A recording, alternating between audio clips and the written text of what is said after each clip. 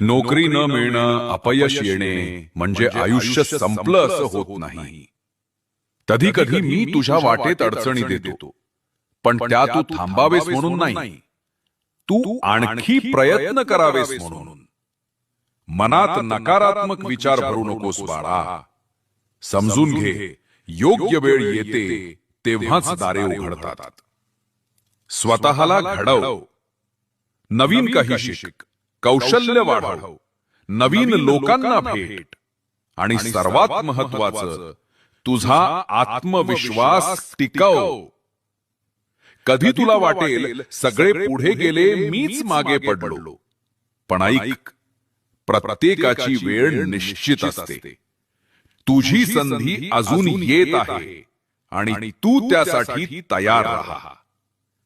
मी माझ्यावर विश्वास ठेवणाऱ्याचीच परीक्षा घेतो.